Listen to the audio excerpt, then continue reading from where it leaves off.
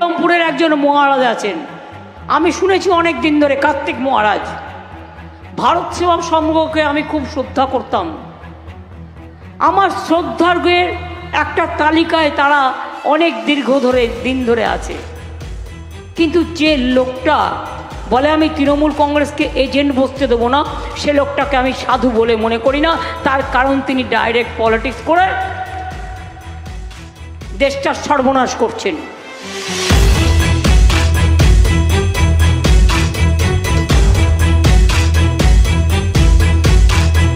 ঠিক 3:30 সময় রাত্রে অনেক লোক ঢুকেছে। ওদের হাতে ছিল কাটারি, ছিল বন্দুক, ছিল রড, ছিল হেলমেট পরেছিল। ওরা হেলমেটের গ্লাসটা সামনের দিকে মানে করা ছিল মুখটা না দেখার জন্যে। আর বাংলাতেই ওরা কথা বলছিল।